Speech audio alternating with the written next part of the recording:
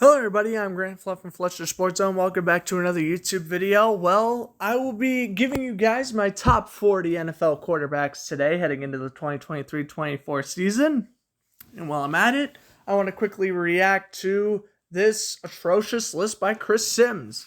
To put it lightly, I am not giving this list any leeway. Desmond Ridder at number 40. Yes, he didn't look fantastic last year, but putting him below Mike White, Tyler Heineke, Jared Stidham, that's bad.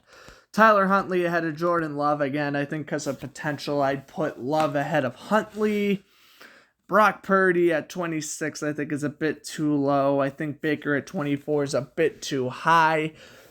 Tua Tagovailoa at 21 is laughable. I'm looking right at Deshaun Watson at number 9, and honestly, I think if you flipped Tua and Watson, I don't think anyone would have said a word. Ryan Tannehill above Jared Goff and Derek Carr, not something I'd agree with. After the year that both had, I would have to put Geno Smith ahead of Russell Wilson at this point. I'd probably even put Goff ahead of Russ as well. Daniel Jones ahead of Cousins and Prescott, laughable. Stafford could be borderline top 10 if he stays healthy.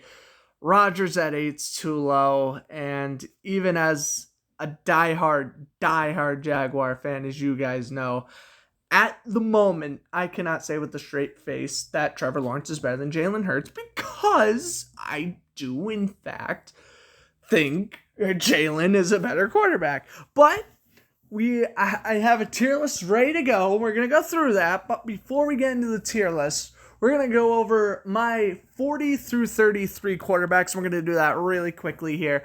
Carson Wentz at number 40. Yes, he's a free agent, but I literally think the Arizona Cardinals could sign him right now and he would be their week 1 starter and their starter until Kyler Murray comes back. So pretty much whenever he gets signed before the season starts, he's going to be number 40. But honestly, Carson Wentz, he's not too bad. He's injury prone, but I mean, come on. You throw him in, he'll play a full season. He'll throw for 3,500 yards, no problem. Give the guy a break. At number 39, we have Mike White. He had his flashes with the Jets. I don't know how many opportunities he's going to get with the Dolphins this year, but, he's staying in the AFC East as a backup. Wish him the best of luck.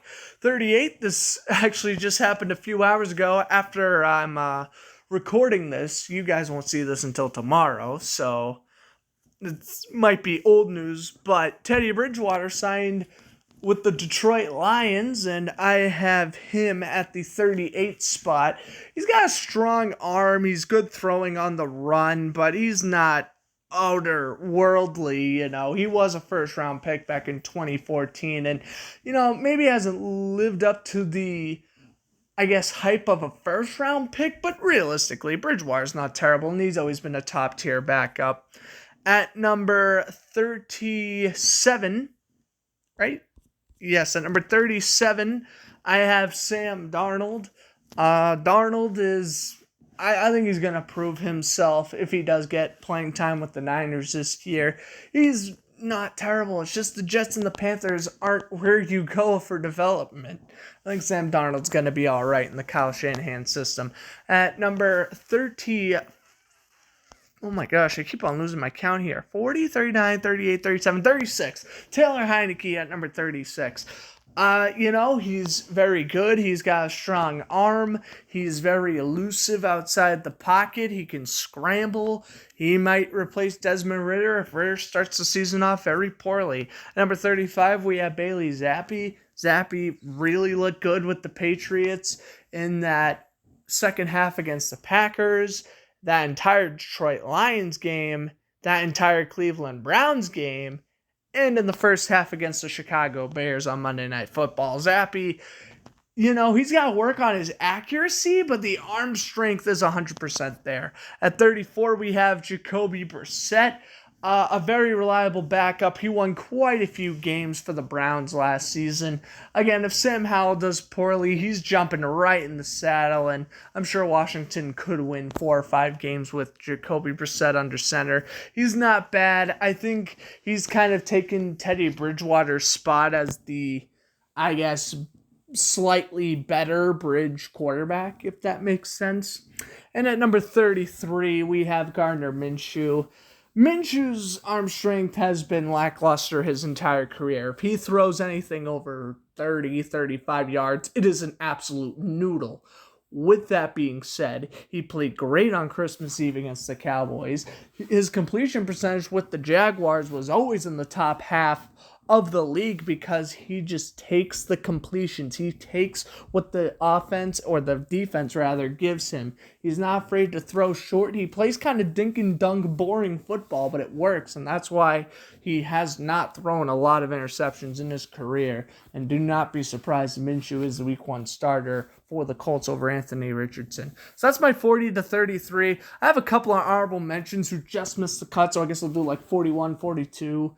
41 for me is Jameis Winston, 42, Cooper Rush, and I'll give one last quarterback a shutout. At 43, we'll go Trey Lance. Why not? All right, so there you go, top 43. But this is Chris Sims' list. I think it's terrible. We're moving on to my list. That number, I already had to do it because, it was going to take way too long if I clicked and dragged and, all that stuff. So we're just going to go through it the way I see it right now. So it is kind of a spoiler, but, whatever. It was the best to make the video as short as possible.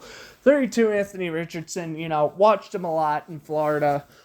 The arm of a rocket, the accuracy of Rex Grossman. Best way I can explain it. He has scrambling abilities that we haven't seen since Robert Griffin III emerged on the scene. I'm hoping, in a couple of years, he kind of takes the Josh Allen route where the first couple seasons he's absolutely lackluster, and then his third season he just explodes into a franchise guy. I think that's what's going to probably end up happening with Anthony Richardson. At 31, we have Baker Mayfield. I don't think it's a bad rating. Back even 2 years ago when he was still the starter on the Browns, he was easily a top 20 quarterback, but as time passed, he struggled on the Panthers, got released. Won, I believe, 1 or 2 games with the Rams, didn't re-sign there. Now is on the Buccaneers, and Kyle Trask is competing with him for the starting job. He's got potential. He's one of the greatest college football quarterbacks of the last decade. But again, NFL, since at least 2021, he suffered that shoulder injury, and he just hasn't been the same QB since. At number 30, we have not Desmond Ridder, Sam Howell, another second-year quarterback at number 30. Played great in Week 18 against the Cowboys. Need to see more. At 29, Desmond Ridder. His accuracy was fine. Kind of reminds me of Gardner Minshew a little bit. I'm not going to lie. He can dance in the pocket, and he can throw an accurate pass. My only question is, what is his arm strength? All right, this is technically heading into the season, but that's why Jordan Love is at 28. But if you know me, I think Jordan Love is poised to break out. I'm not saying the Packers win the division over the Lions or the Vikings, but I'm saying if Jordan Love throws for 3,500 yards, 20 touchdowns, a few rushing touchdowns, and does not turn over the football, he's going to be the Packers starter for at least the next couple of seasons.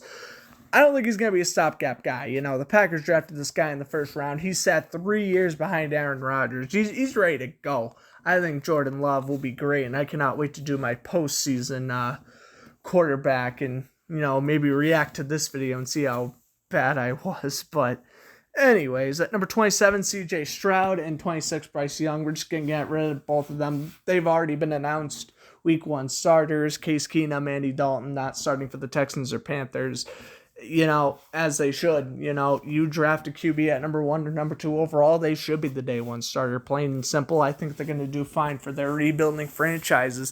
The Panthers could sneak into the playoffs, and hey, even as a Jags fan, I'm not sleeping on the Texans. I actually think the Texans might split with us this year again, so you never know what happens, right? I think Stroud and Young are both poised to have great NFL careers. At number 25, I believe, Kenny Pickett. Pickett played great the last month of the year. He played well against the Browns in Week 18 and had game-winning drives against the Raiders and Ravens. Kind of kept the Steelers in the playoff race there. Also had a solid game against the Buccaneers back in like November. But my whole thing with Kenny Pickett is he threw a lot of interceptions right out of the gate. Against the Jets, against the Dolphins. At least those are the two games that I remember watching the Steelers, and I was like, wow, Pickett is not looking NFL ready. He's going to adjust. He's going to do fine, but overall, I don't know how good he's going to do. I think George Pickens is bound to have a good year. Hopefully they get Deontay Johnson more involved in the offense. Pickett will do fine. I definitely think he'll throw more touchdowns than picks this year. So, 9, 28, 27, 26, 25, 24. Okay, 23, I believe. I wish I should have wrote this list down. My apologies, guys. 30, 29, 28, 27, 26, 25. Okay, 24. Mac Jones. I mean, if you read one report, Mac Jones is a dark horse MVP candidate. And if you read another report, Bailey Zappi is replacing him by week 5. There is no in between. You just got to watch Mac Jones for yourself and determine. I was able to catch a day at Patriots training camp. Jones looked great the day I was present, but then I report the following practice where Zappi outperformed him, right? So I don't know what we're going to see out of Mac Jones. He'll have kind of basically what his rookie year was. It's going to be a bounce back because he has a significantly better offensive coordinator, but I'm not sold on Mac Jones just yet. At 23, Ryan Tannehill. I mean, it's Ryan Tannehill, right? He's gonna develop Will Levis for the next year or two before he either retires or gets shipped off elsewhere. 22, Kyler Murray. Murray is not that good. I'm shocked. I thought I was a huge Kyler Murray critic. Oh boy. Other people on social media, they dig into Murray worse than I do. And I think Kyler Murray's overrated still. It's crazy. But anyway, yeah, Murray's not that good. Considering he's coming off a torn ACL, I'd pump the brakes on him for next year. To be honest, I don't even think he's playing. He's projected to come back in like October or November. If the Cardinals start off the year 1-7, which is probably what I predict them doing, Murray is going to sit out the entire year, which is why I said at the top of the video, the Cardinals should sign Carson Wentz, especially now that Teddy Bridgewater's gone. At 21, Justin Fields. I do not want to call someone overrated, but if there is one individual who, outside of his running abilities, hasn't impressed me a lick and is getting this much media publicity, that's Justin Fields. Yes, he's great. Yes, he's a scrambling quarterback. Yes, he looks like Jalen Hurts 2.0. If you compare, second-year seasons, I get where you're coming from, but again, Justin Fields' accuracy is just off the charts bad. But if he improves on his accuracy, he's good. He's going to lock himself up in the top 15 spot next year. Number 20, Russell Wilson. That's just because of how bad of a year he had. I expect him to go much higher up on the QB list next season or by the end of the season. Sean Payton's going to do wonders with him. 19, Jimmy Garoppolo. Just solid game manager. He's going to do fine with the Raiders. He's familiar with Josh McDaniels coaching. Daniel Jones at 18. 17 touchdowns to 5 interceptions, and the New York Giants thought that was worth, 140-something million? Absolute joke. Daniel Jones should not be getting that much money. He ain't bad. He's not good. He's an above-average stopgap option. He can run. He can throw accurate. And his deep balls have been getting slightly better each season. So I'll give Daniel Jones credit where credit's due. But again, I'm not completely sold. At number 17, Deshaun Watson. This is kind of just based off how bad he played at the end of the year. He's going to get better, I think, the more, games he plays next season. But the whole situation's sad, man. He was a top 5 QB. And we are 2 years later. He's like someone we don't even know anymore. Number 16, Brock Purdy. He's in the middle of the pack for me.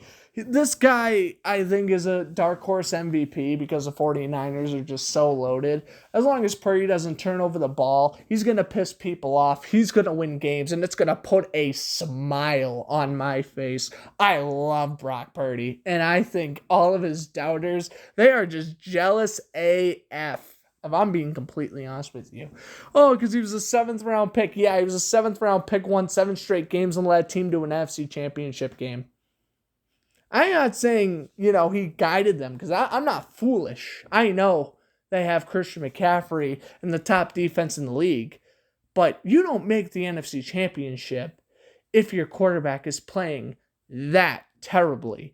The Brock Purdy slander, just shut the hell up. Brock Purdy is very good, and I hope his elbow surgery went well this offseason. He comes back and he performs well. I'm a huge Purdy guy. Number 15, Geno Smith. Yeah, I mean, based off how he played last year, I think this rating makes sense. He's another one that I think got slightly overpaid, but, we'll give him the benefit of the doubt. He did have a franchise year. Number 14, Jared Goff. All I have to say is Jared Goff hadn't thrown a single interception since week 9. That alone is impressive, but the Lions had their first winning record since 2017. And, I've always had mixed feelings about Jared Goff, because I thought in 2018, the Rams Super Bowl year, I thought Goff was overrated. And then Sean McVay thought it was a good idea to give him over $130 million or whatever. Whew, I was like, that's a terrible contract. What are the Rams doing? And then he was mid for a couple of years. Got traded. Matthew Stafford won a Super Bowl. Oh, my God. Well, hey, Goff is in a better position than Stafford now. And speaking of which, 13 is Stafford, because if he is healthy, he is going to perform well. And if Cooper Kupp stays healthy, they will easily rack up like 1,300 yards, no sweat. At number, I believe this is 12, we have Derek Carr. I just want to quickly double check. Whoops, moving to Deshaun Watson here. Yes, at number 12, we have Derek Carr. He was already like a top 15 QB in the league, before. I could make the argument that, Stafford, Goff, Smith, and maybe even Purdy are all technically better than Carr, and I get that. But Carr would have literally been where, I guess, Geno Smith was. And now you add, his ability as a quarterback, throwing to Chris Olave, and whenever Michael Thomas is healthy for the 3 games a year he will be, why not? I think Derek Carr is poised to have a very good year, and he's definitely going to stay all 4 years of that New Orleans contract, or at least I hope he does. At number 11, Dak Prescott. Dak just limits the turnovers. All he has to do is throw 5 less interceptions last year, and I'm putting him over Cousins, calling him top 10. He has incredible arm strength. I'm a big fan of Dak. He's a good scrambling quarterback as well. But again, it's the interceptions. Way too much. And that's why I put a safer quarterback like Kirk Cousins, who also has an amazing arm strength, who is also a solid play-action passer. I'm going to put Cousins at 10 just because he throws less picks. Sorry, but at least that's how I view it. At number 9, we have Tua Tagovailoa. Yeah, if he stays healthy, he's going to be elite. Jalen Waddle, Tyreek Hill, we know the drill. They're top 2 best receiving core in the league next to Jamar Chase and T. Higgins, in my opinion. Number 8, we have my boy Trevor Lawrence. Yeah, no, he is top 10, and don't even try to dispute it. He absolutely is.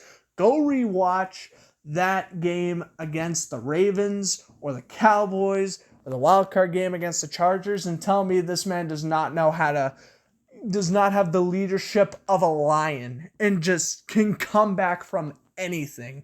Literally, the Jaguars came back from literally anything and everything during the last 2 months of the season. It drove me mental. They probably took years off my life, but I don't care. I'll trade it for a playoff win. Let's go.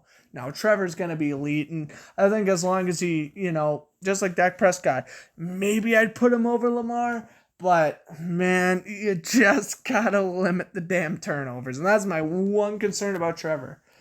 He could turn into Josh Allen. And I mean that as it's great because he has a rocket arm, but sometimes he throws a lot of unnecessary passes leading to a lot more interceptions. Number 7, Lamar Jackson. Scrambling ability is there, obviously. He's already won an MVP. Just stay healthy and the Ravens could actually go on a deep playoff run. I'm convinced the Ravens have the roster and the coaching staff to do it. Lamar just got to stay healthy. Number 6, we have Justin Herbert. I was very tempting to put Herbert over Rodgers for 5, actually.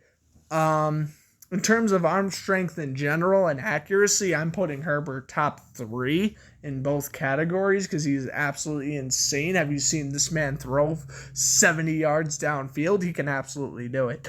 But at the end of the day, Aaron Rodgers, he had a down year, but you got to remember he was still the MVP in 2020 and 2021, and he is technically joining a better situation in the Jets, so that's why I gave Rodgers the benefit at 5, but both him and Herbert are great. Number 4, Jalen Hurts. As a passer, he's not near Josh Allen or Joe Burrow, but I think in terms of just playmaking ability, he's just as impactful because of his legs. He had 3 rushing touchdowns in the Super Bowl, and of course that huge touchdown to A.J. Brown in the second quarter. That's 4 total touchdowns, and even though the Eagles lost, I'm going to be honest, Jalen Hurts probably should have won the MVP of Super Bowl 57, but I guess that's a debate for a different day. He just came off one of the best games of his career, and he's carrying that into next season. He's going to win a Super Bowl soon, I hope. Number 3, Josh Allen, and number 2, Joe Burrow. You know what? It's literally a flip-flop for me, but the Bengals, I think right now are in a better spot than the Bills. I think Burrow, he's less turnover happy than Josh Allen, and it comes down to that. Allen probably has better arm strength, but Burrow is the far more accurate passer. They're both pretty even, but to me, it determined who played better in the playoffs in that divisional round game. Well, Joe Burrow went in the snow in front of Bills Mafia and won the game. So I'm going to give the benefit to Burrow at 2, and then obviously Patrick Mahomes at 1. We don't need to explain it. He was the Super Bowl MVP. He could play with an injured leg. It doesn't matter. He's still going to beat you with his incredible arm and his wacky throwing motions. It doesn't matter. He's going to win you football games. Mahomes is number 1 and the only QB in S tier until otherwise. So pretty much heading into the season, I have Mahomes as the best starter, Anthony Richardson as the worst. Let me know what you guys think about my top 40 QB list. Let me know what you think of Chris Sims' top 40 list. And I'll catch you guys in the next video.